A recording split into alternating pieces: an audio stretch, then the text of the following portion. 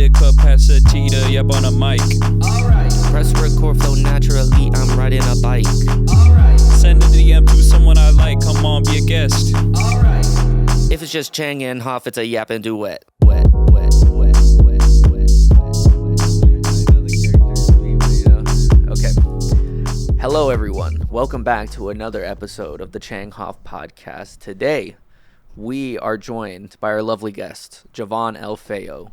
Jovan, he is a DJ, a drummer, musician, and he's also my cousin. So, welcome on. That is true. Welcome on. Thank you. Thank you for having me. I appreciate it. Yeah, I've been looking forward to this, Yeah. to get you on. Excited for this conversation.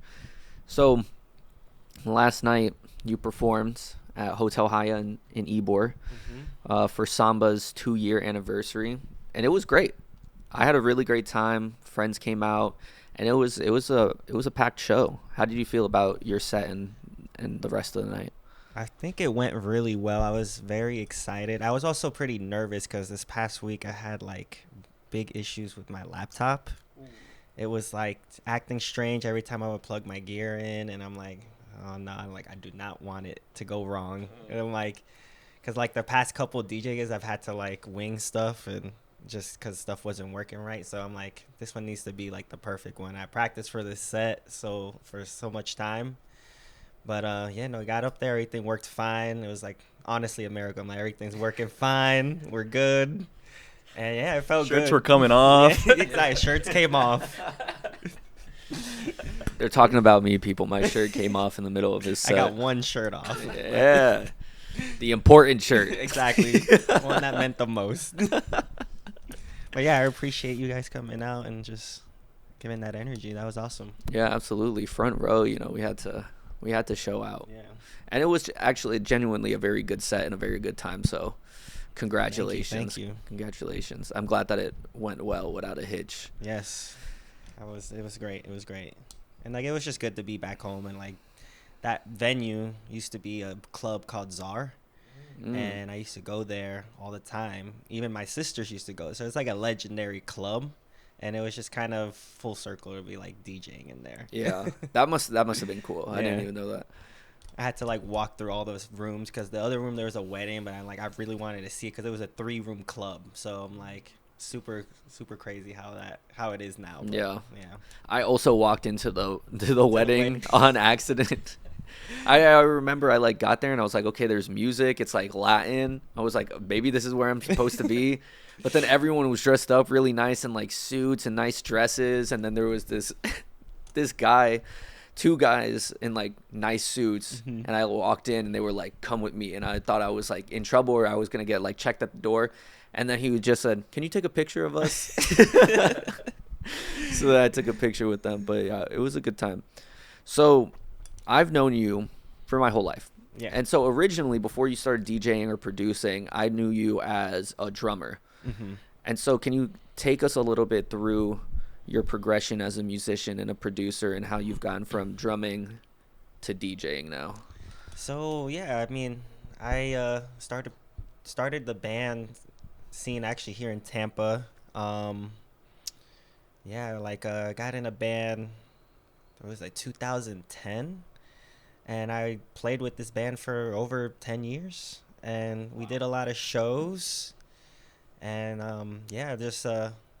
once I always wanted to get into producing because one of my band members was a producer, and I always loved like the idea of just being able to make a whole track and just kind of do whatever you want with it. So I started producing, I think in like 2019, I like started making an album, and just kind of, I really was like, oh, I want to make like a cinematic soundtrack style album. So I kind of did that, like try to get violin players and like sax players and try to do that. It was a very tough album to create, but after that I'm like, I really want to start doing like more hip hop style stuff I could do just kind of quicker and like all by myself. And then once COVID hit, I also always thought about DJing because I don't know if you know, like my dad also DJ'd a little bit. So we just started. COVID happened, and I really wanted to do the DJing, so I'm like, we're locked down. I'm just gonna buy a little controller, and just start learning. And just went on YouTube and just started looking at videos, and then yeah, from there I just fell in love with it. I'm like, it's like one of my favorite things to do. It like after playing drums for so long, I like go to shows and just kind of be whatever. Like I wasn't getting into it, like, but the DJing like really made it fun again, made like doing shows and all that fun again for me. So, but now I'm like, it's so much fun to do like drum shows and everything. So like I love the mix. I'm always something different on all the shows. So Yeah. So you said was that 10 years playing drums, mostly shows around Tampa? Were y'all touring a little bit or? yeah. So like I was in a band, Samurai Shotgun, and yeah, we had like a big following here in Tampa, but we felt like we wanted to get out there bigger, so we decided to like 2016 to move to Atlanta. But yeah, we did a lot of shows, and like we started doing tours and like self-made tours we were doing, and then we got in contact with like Afropunk, and they started putting us on bigger shows, and we like were able to go to like Paris and play, and like did really cool festivals in Brooklyn and New York. So yeah, it was getting there. So it was really really cool. Like that was like one of the best experiences of my life. Like that 10 years was just amazing. Like being like 19 and like getting to go out and play shows in Tampa, and then then I was like 29 and like playing overseas. So I'm like, yeah, this is amazing. Like, but Yeah, I think that's a tough gap to bridge too. Of like you can build a following in a city, but then being able to go other places, especially in a band. Like for a solo artist, you can often just travel and go play an open mic somewhere and meet people. yeah. But that's great that y'all were able to find those opportunities to play in some new places. Yeah. Yeah, and like honestly, like Crowbar was our like home base. Like we did so many shows at Crowbar, and like we love that venue there. So that's like home over there. Yeah, I love the Crowbar sound system. it's so good. Like I don't know if it's the sound system or the acoustics or just a little bit of everything, but like anytime I'll hear a band play a set there and then I hear them anywhere else and it just doesn't. It's not the same. Yeah, Doesn't it's feel the true. same, Like yeah. it's just so nice. Everything's so well done. So well done over there. And doing anything for 10 years is like a feat in itself. So being consistent with that and just like watching something grow over the course of 10 years is also something really special. Yeah, exactly. You know what I mean? So you said that playing in the band, you were able to like travel and tour a lot. And I know that you are a big traveler. Yeah. So let's get into that a little bit. What are some of your like favorite places that you've gone, places that you want to go that you haven't gone yet? And yeah.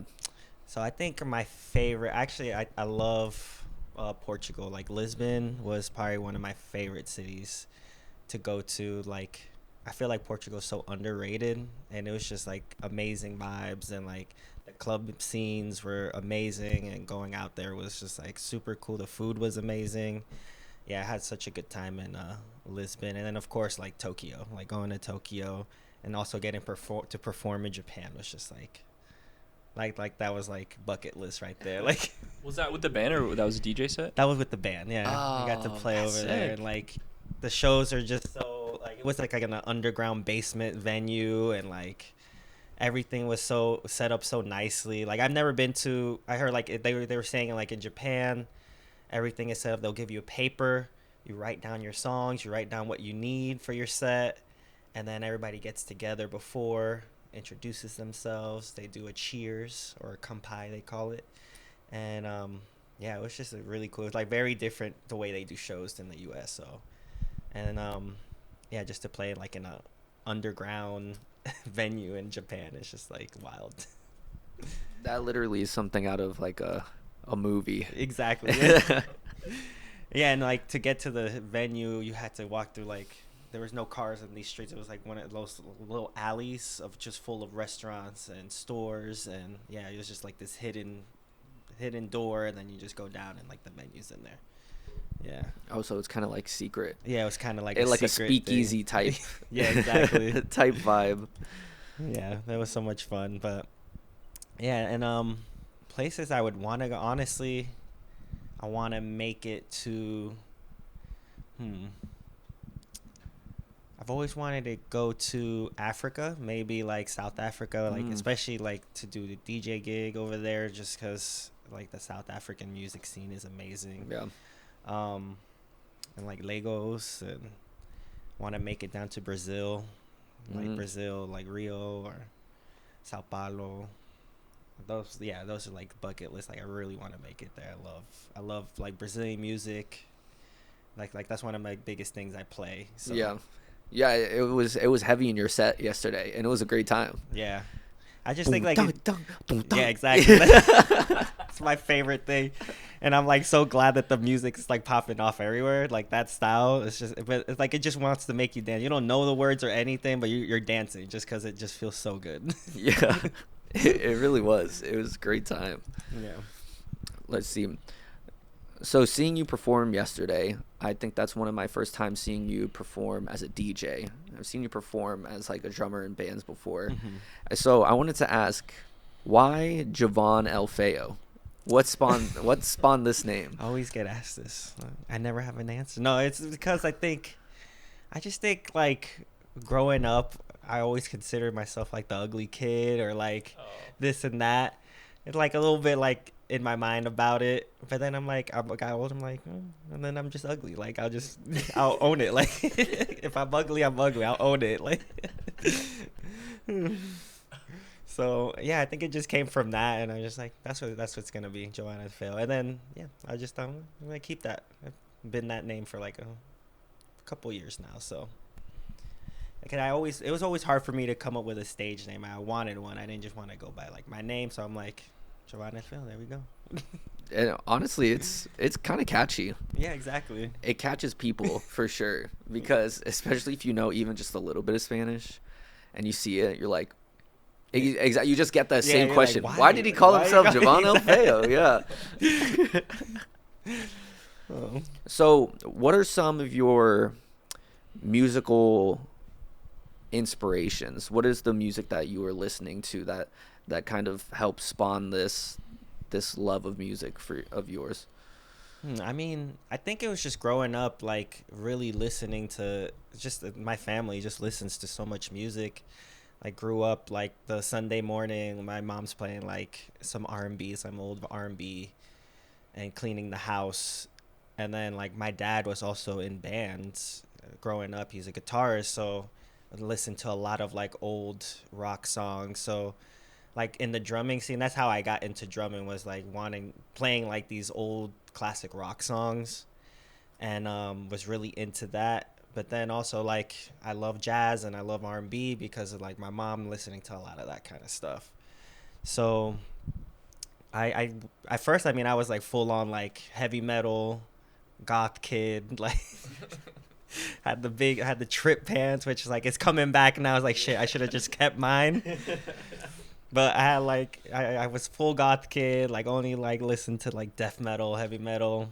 And then I started really getting back into jazz and like listening to R&B and like just loving that. And then like I think since I was a kid also, I also used to love like electronic music, a lot of like house music, techno, like back in the day. So that was always in there, like having that electronic sense. So I've really, since then, I've just like really liked a lot of global sounds and like stuff coming from other countries like South Africa and like Brazil and Portugal. And I think that's really what made me want to like DJ that, because I'd never seen people really DJ that. And like now it's cool to really start seeing a big scene of that kind of music being DJ'd out and about, and like people enjoying it. So especially in the States. Yeah. But a lot of little influence from everywhere. Yeah, so I have a question about, you were talking about some different cities you've been to that you enjoy, and now you're in Atlanta. Mm-hmm. How do you feel like Atlanta is, especially having the context of being a few different places and kind of seeing like, what do you think stands out about Atlanta? What do you think makes it special? I just think Atlanta is like its own thing. and I never really see anything like it. It's just like a different scene of like, it's just cool to see so many POC people doing all different types of stuff. And like we're, people, POC people are putting like in a, you can't do this, you can't do that. But like, it's like, why not? Like, why can't POC people do that? So it's like really cool to see that flourish in Atlanta. And yeah, I mean, and it's just like a new Hollywood, honestly, because of all the movies being filmed there. So it's like a very, very cool vibe in Atlanta. Yeah, if it's where they're shooting the movies and it's where they're making the hit records, it really is a new Hollywood. And like Atlanta's just like now like the mecca. Like everybody knows Atlanta. Everybody loves Atlanta music, and like a lot of big bands and big artists are coming out of Atlanta mostly nowadays. And like most pop radio now is like all Atlanta artists. So it's like it's a big scene over there. So, and it's funny because you'll be walking into, it's just Atlanta also has like very funny things about it. So recently Quavo opened up a club in Atlanta, but the club is on top of a gas station next to a Tim Hortons. Oh, okay. So like you're in that gas station and you see like people dressed for the club, and then you go up, and then I see like you see up there like there's just people dancing and stuff. It's like, do you go into the gas station and then go upstairs? There's like a door on the side. And it's just like so like you get stuff like that. So the best way to explain Atlanta, I don't know if you've seen the show Atlanta. Yeah.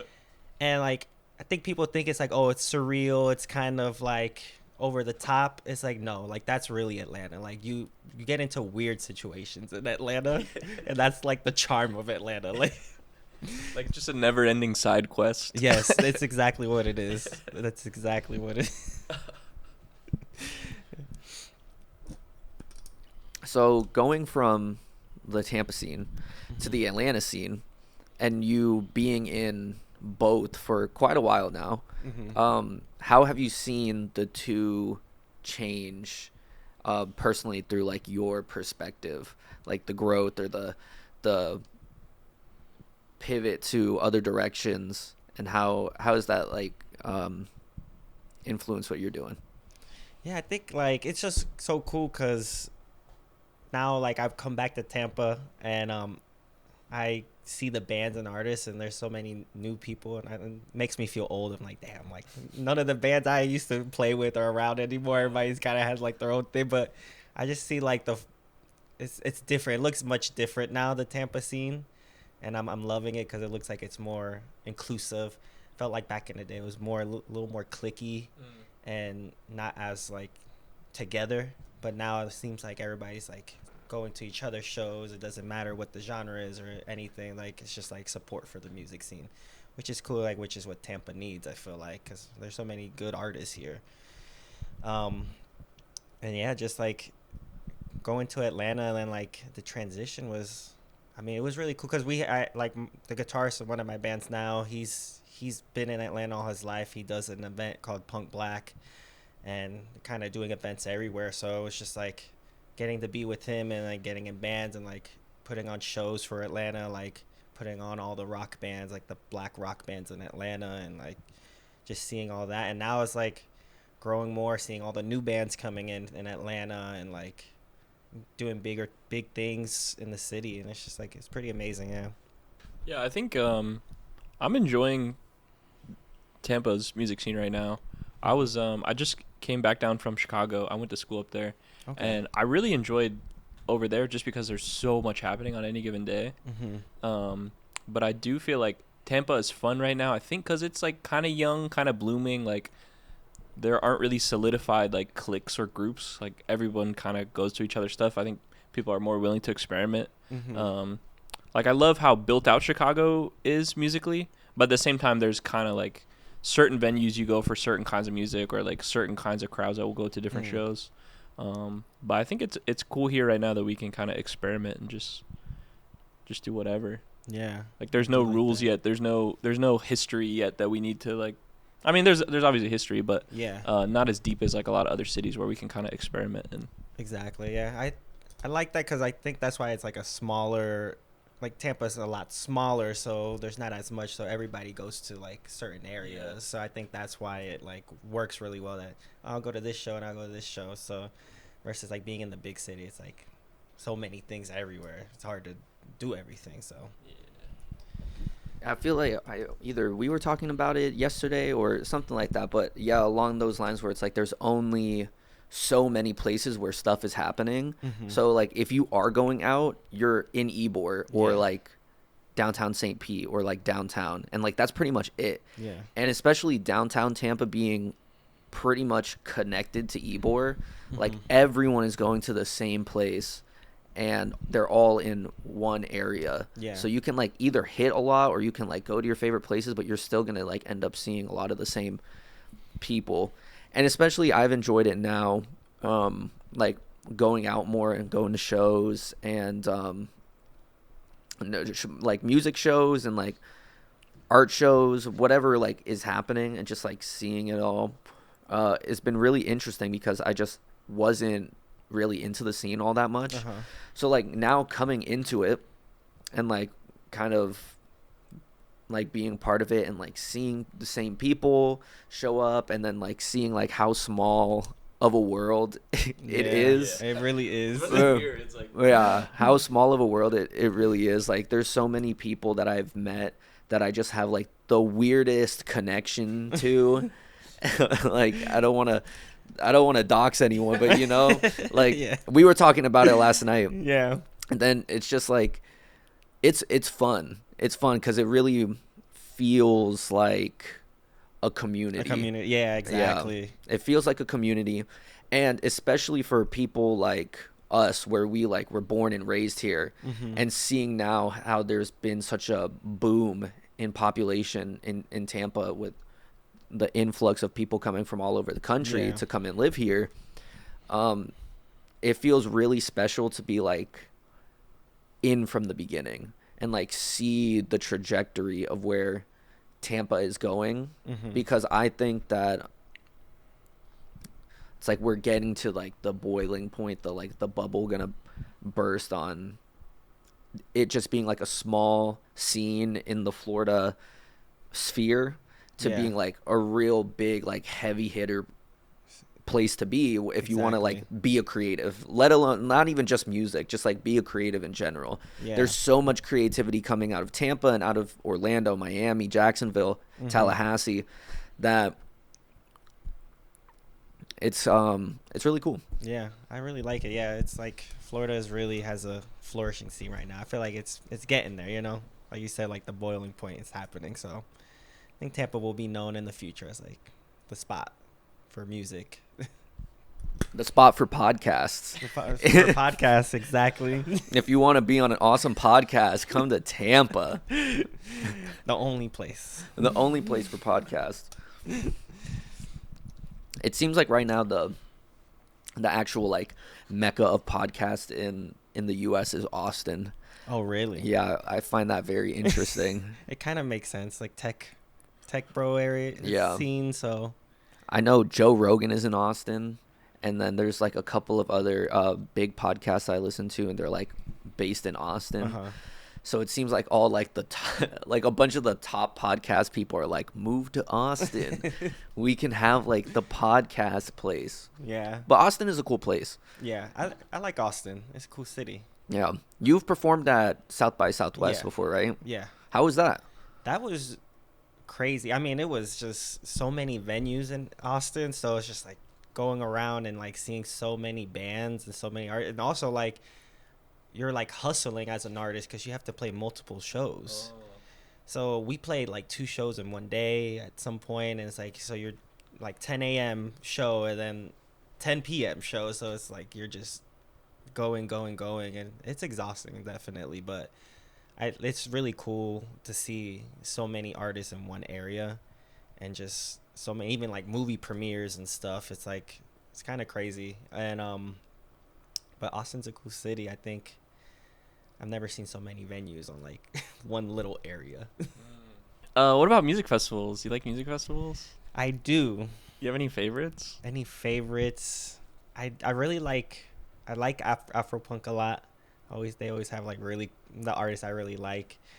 I haven't been to one in a while, but I will say like Jazz Fest in New Orleans, really really cool. This past one was really cool because they had like a whole bunch of Colombian artists that I really like. They had like a stage full of Colombian artists, and that was really really nice. I do like the smaller festivals too. Yeah. Like I feel like sometimes for me now, I mean I'm kind of an old guy, an old man, so being out in the sun all day is a little rough sometimes. So when it's like 200 bands, I'm like, I don't know if I could do it. Like it seems exhausting, but like when it's like 20, I'm like, okay, that's manageable. We could do that. What is South by South? So is that considered a music festival? Because you said there's movie premieres as well. Yeah, it's more of a conference they call it. Okay. So it's like a lot of artists from all over the world, and it's just more like a showcase of like labels will put their artists out, or like unsigned bands doing their events. So most of the events are done by either labels or promoters, and it's like all incorporated into something. So we played because of Punk Black they got a whole bunch of bands to play in Austin, and it was like a Punk Black event. So but then you'll see like Sony events or Columbia Records events and stuff like that. So it's like, yeah, so it's more of like a conference and meeting people in the industry and all that. But yeah, it's like exhausting. Some bands will play like 20 shows in a week. It's like, wow. It's wild, yeah. Wow. That's crazy. So the life of an artist, life of a musician, I feel like people who aren't in the scene or aren't musicians themselves, they see it as, it's kind of a glamorized life. Yeah. You see it, it's like, oh yeah, you perform on stage and you get to go behind the scenes of wherever you're at, right? And then whatever. But I'm sure it's not all like sunshine and rainbows. Yeah. Can you tell us a little bit about the ugly side of like being a touring musician, or just musician playing lots of shows? Okay, it gets ugly. Like I mean, it's just like being in a band is tough because it's like 5 people. You're basically in a relationship with. Well, my band was 5 people, so you're in a relationship with 5 people, basically married. But like first tour, we toured in our bass player's minivan. We just drove that around from here all the way to New York, playing shows along the way, and yeah, it was like very stinky nights. You're just sometimes sleeping in the van, and like 5 dudes sleeping in one van, and like my band members weren't short people, like they were very tall guys. So it's just like me in the trunk on top of like a blanket, like laying out on our luggage. Like it was rough times. And yeah, like we had no money in that point, so we're just like broke, touring, finding rest stops to use the bathroom, do a little like pit wash, and that's it. next city. And then like, yeah, I mean, it's just also dealing with 5 other people's like personalities and like, life experiences, and it's just like you go through a lot. So definitely you become like family. And but yeah, you get a lot of and then just creating music, like that's to me also hard. Like it's always incredible to me when bands and all that like make songs together, because it's like how did that happen? Like all this chemistry, like all these different personalities and influences, but came and did like one cohesive song. So to me that was always really really cool, just to always make music. And but sometimes you get like blocks, and you don't know what to do, you don't know what to write, or the stuff is not coming out as right, but like, and then just working it through and just having relationships with your friends. And then yeah, then I lived with my bandmates in Atlanta, and that was an era. It was really good times and like really bad times. A lot of fights, so but it happens, like that's how it is. And I think it's just like, yeah, it's just a struggle of like finding the money to put into it and all that. So it's not as fun. So don't be a musician. I'm just imagining like any given person, you think about the people you work with on a day-to-day basis at your job, and then those people come home with you and you live together. Exactly. And then get this, you're all gonna get in a minivan together.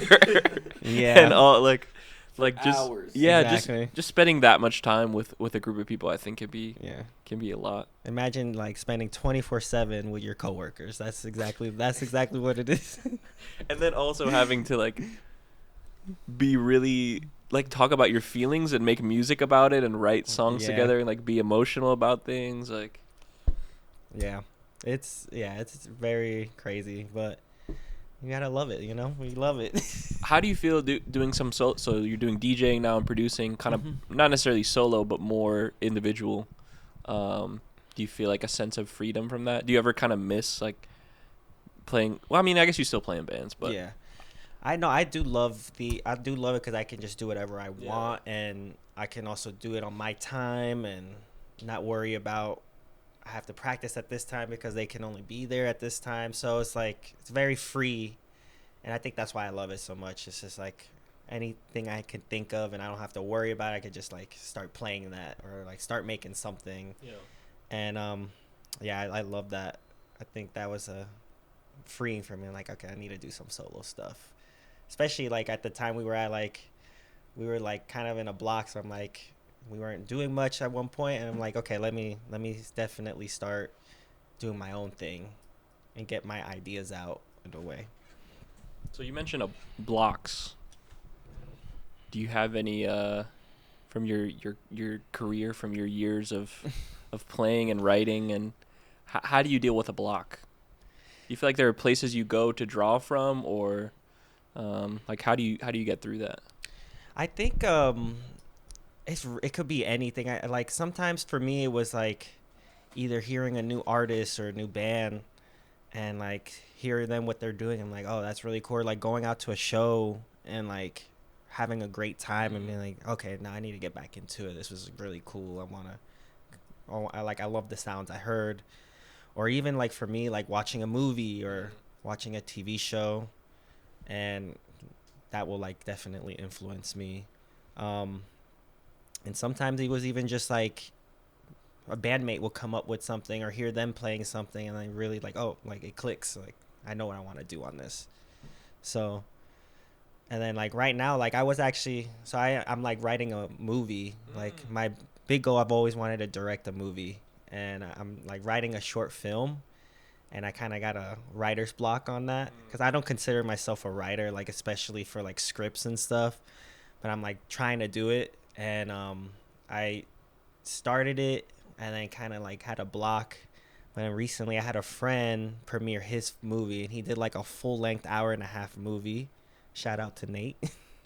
And we went and he did like a whole premiere in a theater, and it was like it was like, wow, like this is amazing. I need to get back into it. Like this is really cool to see that, and that he like just put his whole heart and soul into it for 4 years to make this hour-long movie. Wow. And I'm like, I need to get into it. So that's like, I think it's just like really multiple things will get you out of those blocks for sure.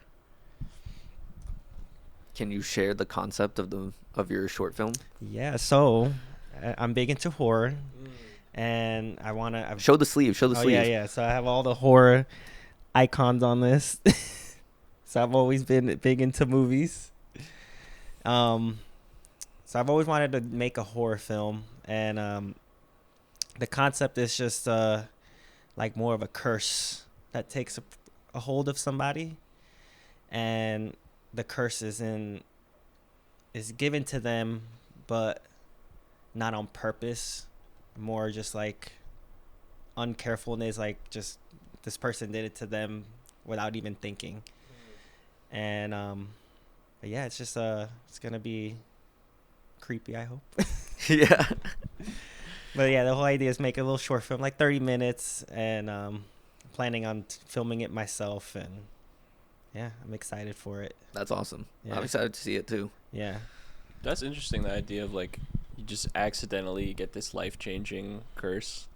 Yeah, exactly. Like people deal with stuff and it's like, oh, why what made me deserve this? Or but like life is just weird. Exactly. Things And just it just happen. happens, Like yeah. sometimes you just get cursed. sometimes you just sometimes get you're cursed. just It's nobody's fault. Yeah. It's just Yeah, and it's like thinking of like, I feel like people do things without thinking that they're of what they're doing, and like will do something to somebody else, and not know that, oh, like I hurt that person or I did something.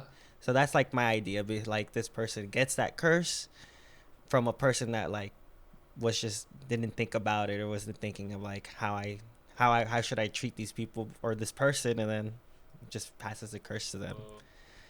Yeah, that too. Like, who am I cursing on accident? Yeah, exactly. Dang. Don't get accidentally cursed. Like, Try not to accidentally curse people.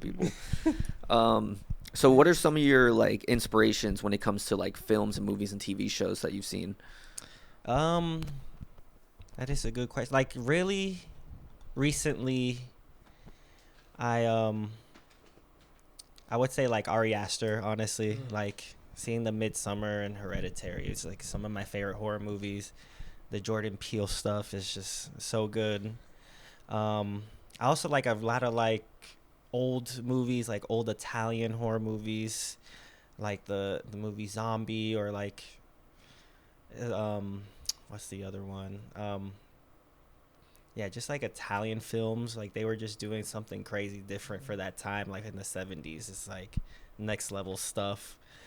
But recently too, I would say like this French filmmaker, I think her name is Julie Deveau. Like, she did Raw and Titan, or like these super surreal kind of body horror movies, which I really, really love. But yeah, I think I watch a lot of horror movies. I think that's my little I've heard thing. of Teton. It was, I don't remember exactly, but I think it was crazy. Yeah, she turns into a car basically at the end. Like, the Oh, main that's girl what- turns into a car basically. Okay. But very gross movie. Yeah, it makes you wonder like, how did you turn into a car? Yeah. Like, the imagination can just run wild. Well, she has sex with a car. That's like the that's why. No, she doesn't turn into a car. Sorry, she gives birth to a car human machine. That's what it is. Like, hybrid. Interesting. Yeah, that's what it was. I think Elon Musk is actually working on that right now. I bet. Yeah. I think he's sounds working on right. it. Sounds right. That's what they're up to in Austin. Making car babies. I think actually South by Southwest, the next one they're gonna debut. The debut, the Yeah. car human hybrid. Yeah, it's coming out soon. Well, you don't want to see the process of it. It was gross. Like, Okay. So kind of going back a little bit, back to more like music stuff. You've produced and been on and made a lot of music in your time. And recently there's been like this pattern that I've been noticing when I like listen to creatives speak about their art that they make, right?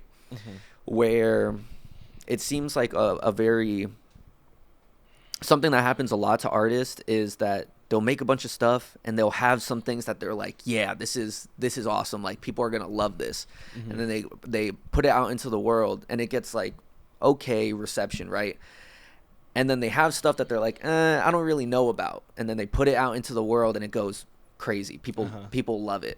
Have you had an experience like that? Is there like any and it doesn't even have to be just music, but is there anything that you've put out that you've been like, oh yeah, I think I really love this, I think people are gonna love it, and it didn't? Or the opposite, where it's like, oh, it's like, I don't know about this, and then people ended up really liking it?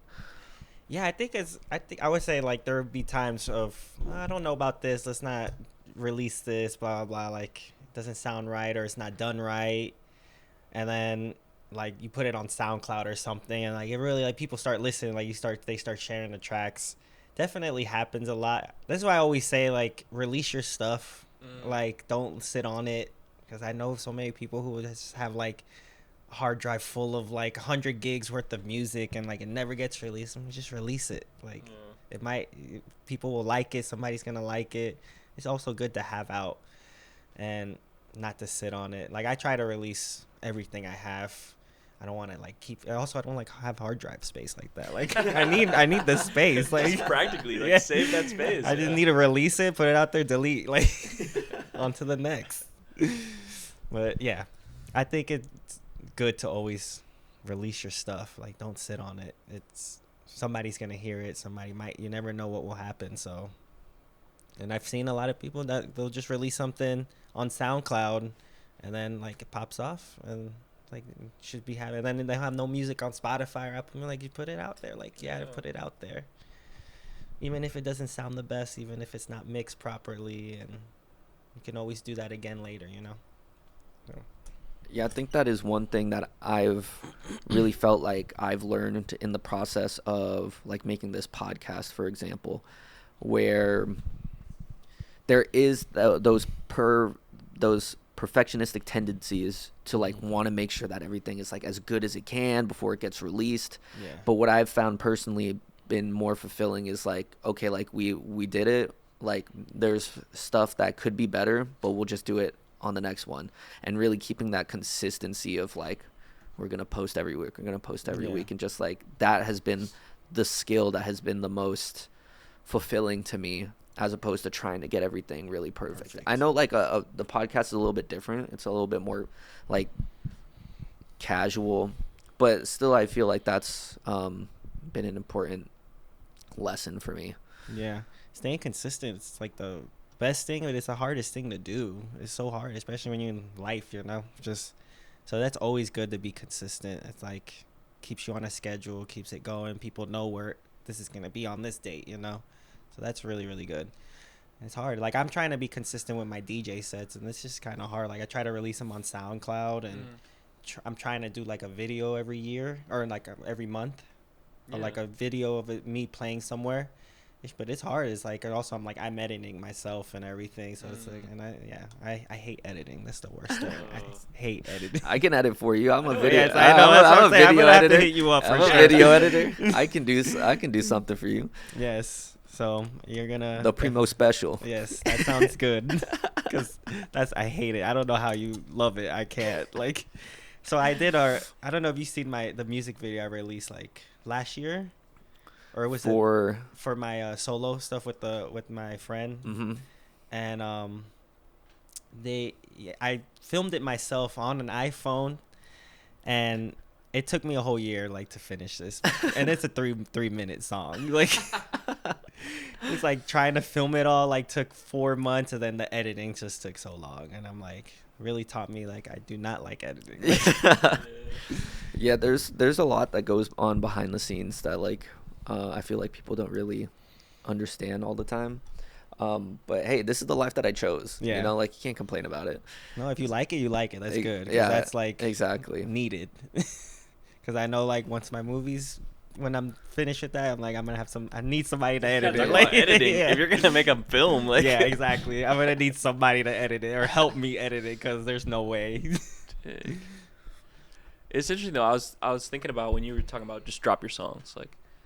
In some ways, putting out whatever it is, like a podcast or music or a film, like you're kind of having a conversation with whatever the audience is, whether it's like a greater fan base or your friends and family or whatever. But like, it is kind of like a conversation. Like, if you are taking a whole year to put out a song, then it's like all that time you're just leaving the audience on red. Exactly, you know, like yeah. Like, we need something in this day and age, you gotta be releasing, and people have to hear your stuff. I mean, you get kind of lost, and there's like just so many artists now, so it's like you have to keep releasing. Don't like, especially if like something happens, you pop off, or something goes viral, like you want to release something else, keep going, because then it'll die out quick. It's like, I've seen it happen many times. So but I think that's the key. Just like always release what you got. Don't sit on it. It's like if you're working on like a big project, like take your time on that. Like, make sure that's perfect. But like maybe have singles or something released in the middle, or like keep releasing stuff because people want to hear it. So yeah, people are always dying for new music. Exactly.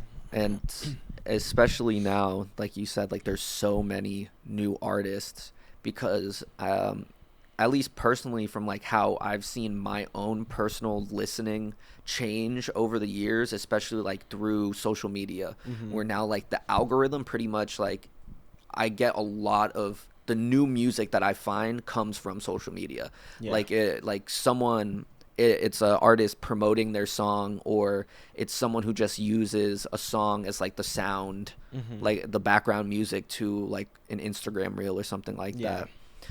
That I find it really interesting that now that's kind of the new meta. It's like just constantly put out stuff, and it's like you kind of need social media nowadays to like really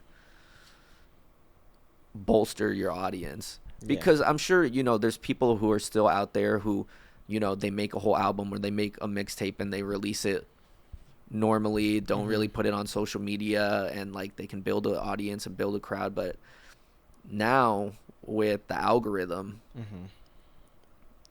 a lot of people are just appeasing to that. How do you feel about the algorithm? So it's good and bad. I feel like I think AI is kind of killing it, especially I've seen with Spotify. Like, I don't even think it's really AI. I just think like just the corporations are honestly ruining music, because it's like you're only going to get pushed certain artists that they want to promote.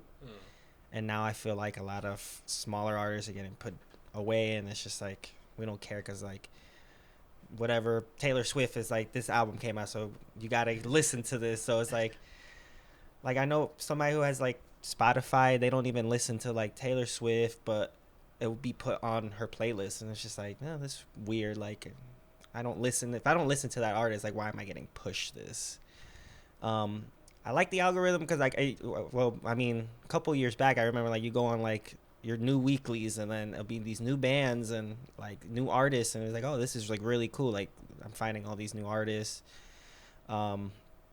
But I just think now, I don't even think it's really the algorithm. I just think it's like corporations are ruining the music industry. I think too, like there's so many just gates and filters that you pass through anytime, like, because in order to listen to music, you know, Apple is taking a certain percentage of whatever you put into that. Spotify takes a certain percentage. You know, it's not as much just like I'm just buying a Samurai Shotgun CD for $10 and you get $10. It's exactly. Like my $10 goes to Spotify, and it goes into a big pool, of which Taylor Swift will always get more. More, exactly. Yeah. You know, of my $10, regardless of if I only listen to Samurai Shotgun. Yeah. You know, more of that money still goes to Taylor Swift. Exactly. So. Yeah, you get barely any pennies. Yeah.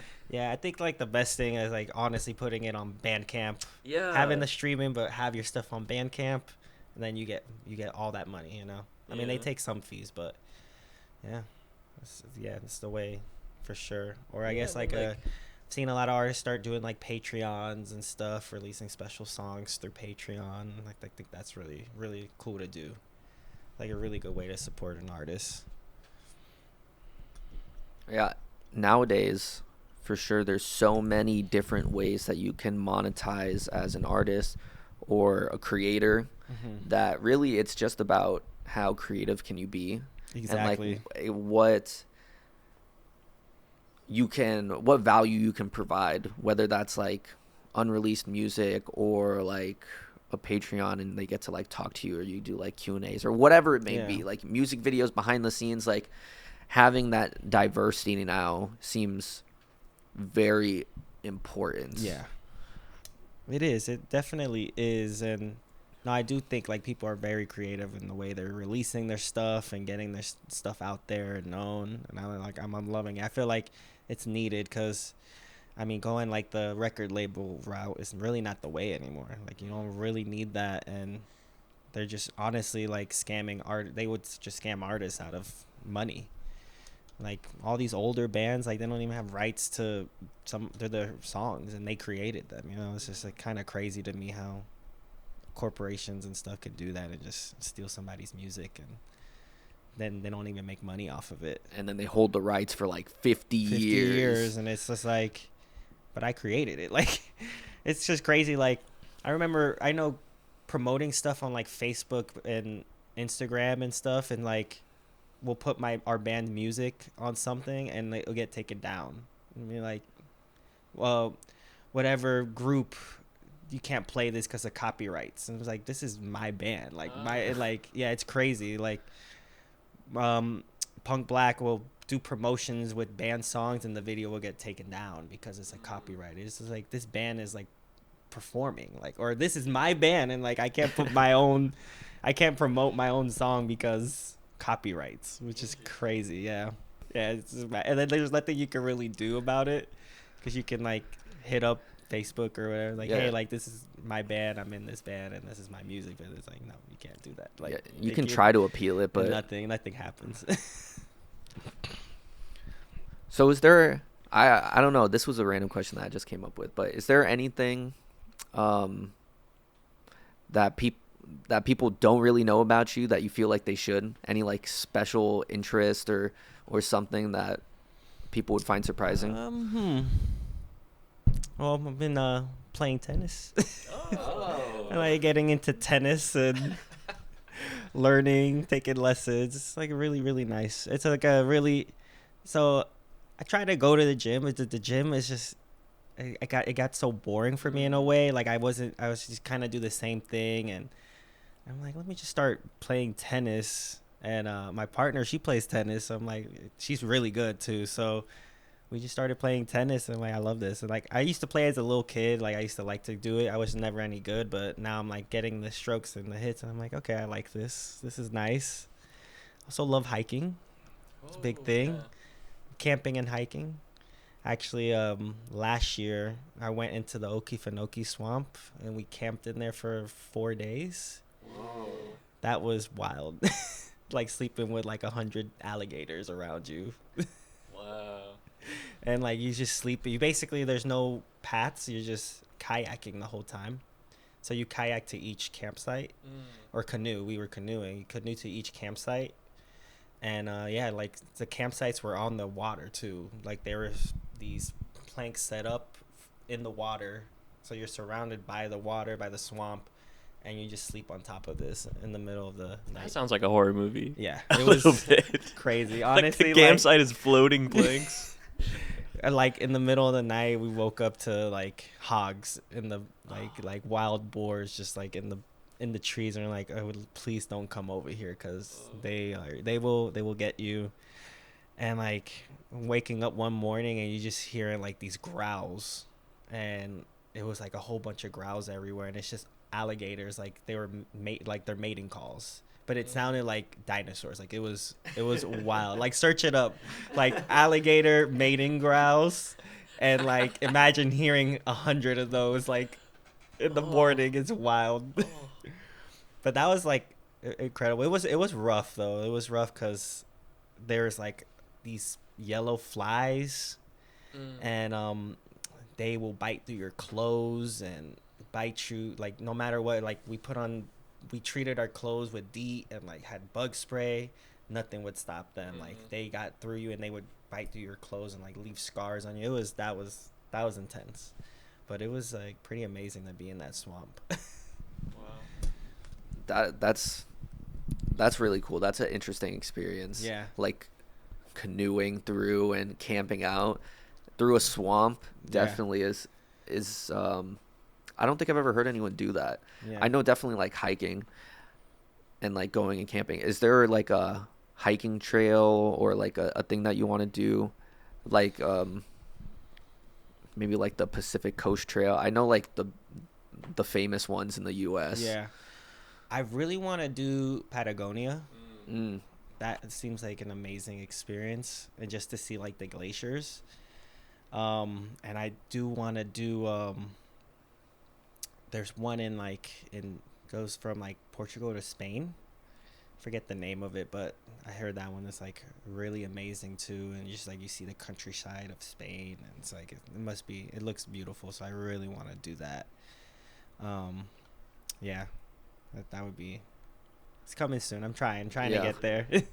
I love a good hike. I've never been on like a long multi-day camp hike, but I can imagine that it's very fun and very calming. Yeah. And just like straight disconnection. Because I know when I go on like longer walks or longer hikes, it's like you get to a point where like you just kind of turn into a robot. Yeah. And you're just walking, and you just feel like you can go on forever. Yeah. That's happened because I went to Sequoia National Park, which is probably one of my favorites. Like that was beautiful to see the trees, like the red oak trees, and we walked for like 11 miles and didn't even think of, like it didn't feel like anything. Like you just get that runners, what is it, runners high, or it's like you just keep going, you can't stop. Maybe you were a robot the Yeah. whole time and you turned Yeah, into exactly. a human. You finally That's what turned into a human. You're like, oh, I can just walk.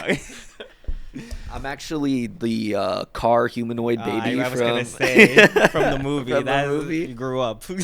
What about climbing? Have you done any climbing? No, I want to though. I feel like you'd be into it. I would. Yeah. Yeah. So actually, in Vegas, we went to Vegas and we went to some of the Red Rock parks, and we could see like people doing that. And I tried to like do a small boulder climbing, and that is tough. Like I'm like, damn, that would take practice for sure. Yeah. Like there's no way, but I would love to do that. It seems cool too, especially once you get to a certain level where you can go travel places and go like climb different sites. Yeah. I think that'd be a fun aspect of it. Yeah, and we saw like a guy climbing like, it was probably like a 2,000 foot like canyon. Like he was climbing it with nothing on him. Yeah. Like that's wild. I didn't even want to look. I'm like, I want to see if something bad happens. I don't want to look and see. Like that was wild to see that. Like they were going hard in Vegas, but we went to one called Valley. I don't know if you heard of it. It's like a state park near Vegas. It's like Valley of Fire. Oh, that And it sounds was- Yeah. scary. Yeah, it was like all the rocks are like kind of red, orange, like the canyons are like super beautiful colors, and then you see like the petroglyphs of like old indigenous tribes that left there, Wow. like that are like 2,000 years old. It's like super amazing, super incredible. That was like one of the highlights because I did a trip to the West Coast for like 3 months, and we went to a lot of national parks, and that was an amazing experience.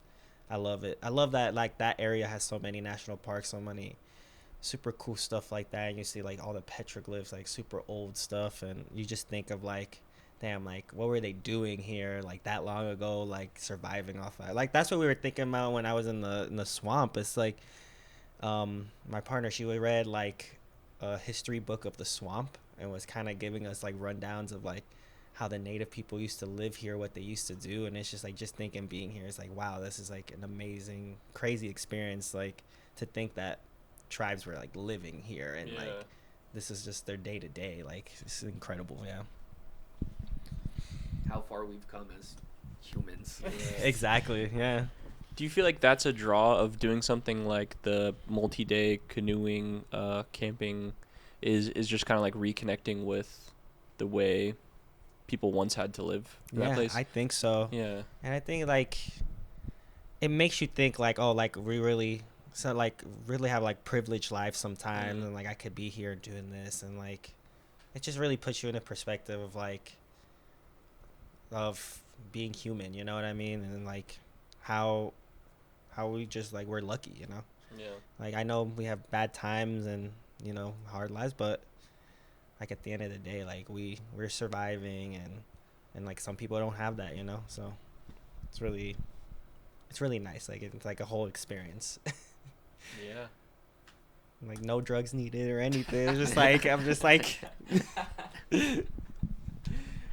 There is something very simple, which is very fulfilling about just like thinking about how people used to live and kind of getting a taste of that.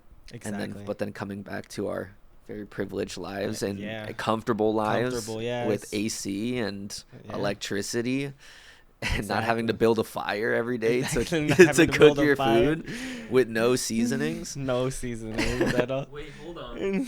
That's a big thing. Well, we did bring out our seasoning. Yeah. we had to.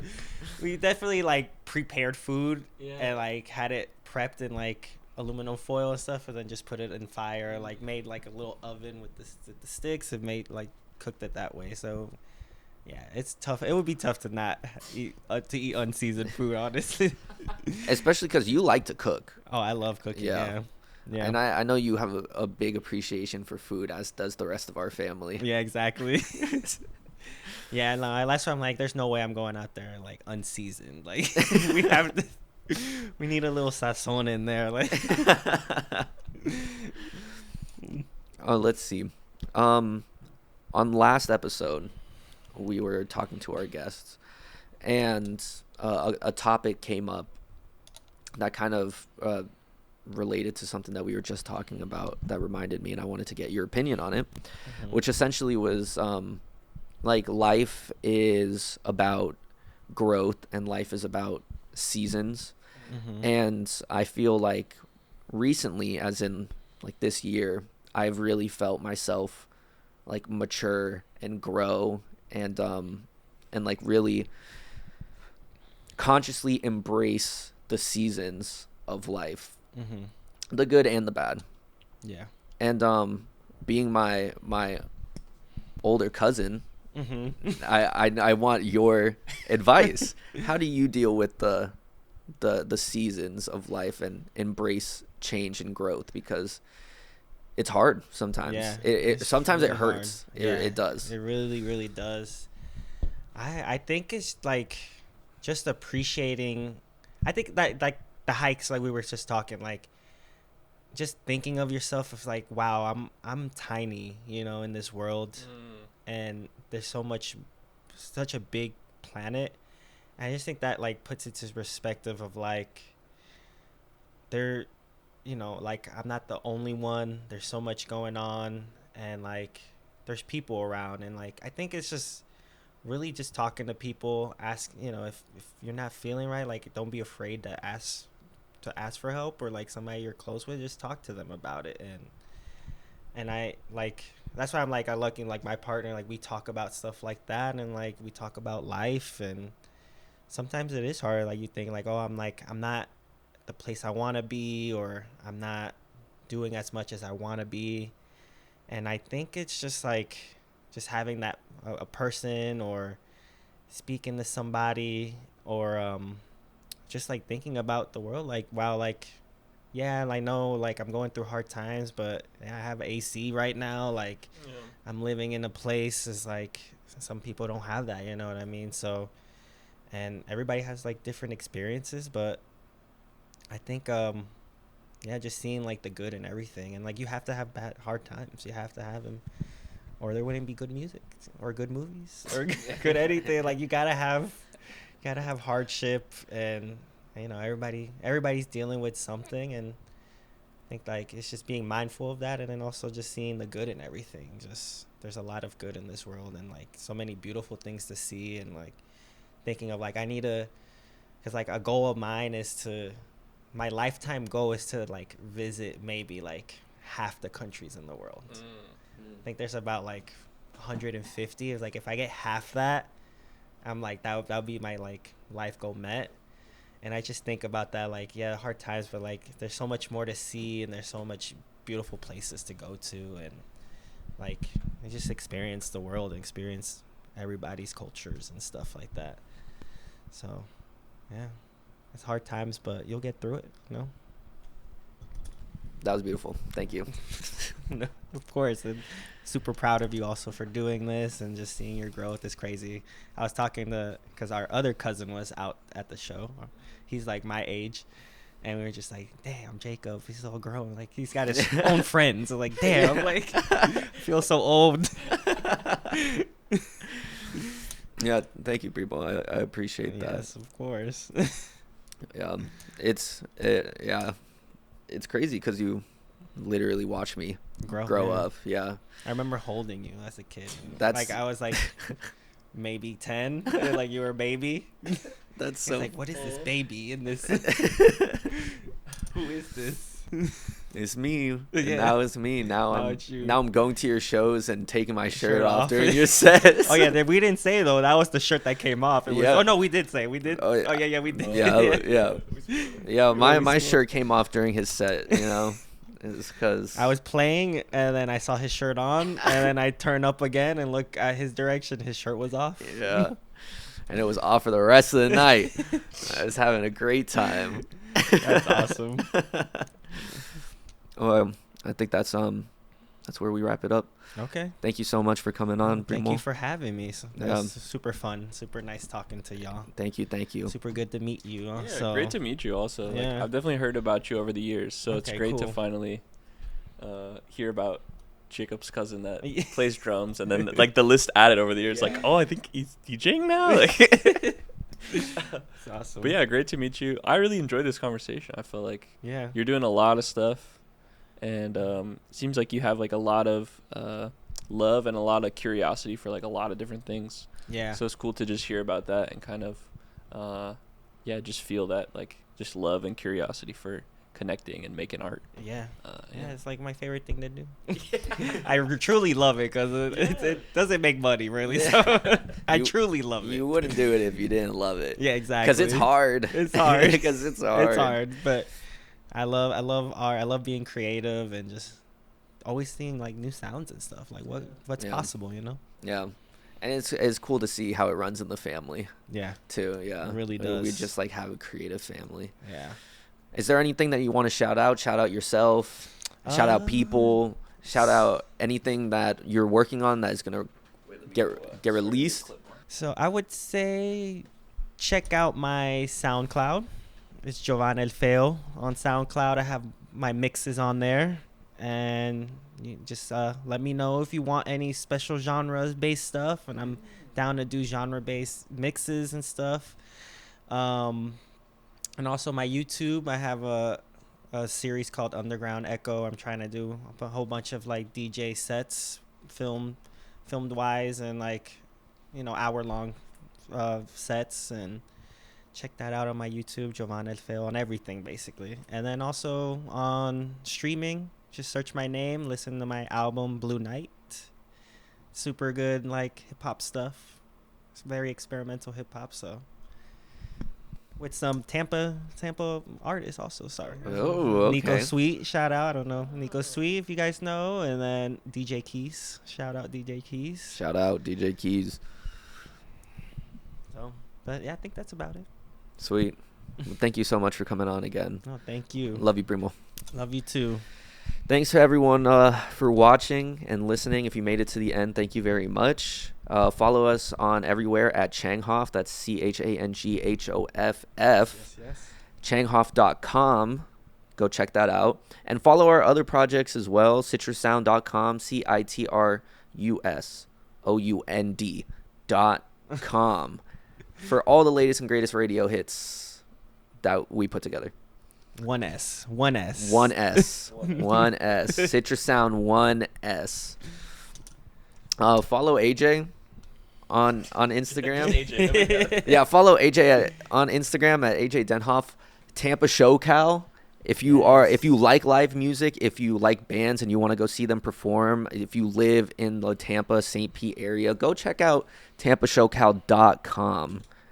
Also, I do want to say I love that concert. It's super awesome. Okay. I love it. That's my plug, is if you want these posters, get a poster, because now I'm making the same amount every month and I want to make more every month.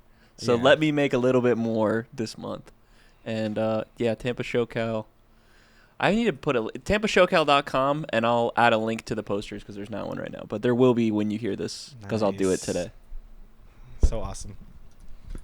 And that was everything. Thanks everyone. Bow. More fire. More fire. More fire.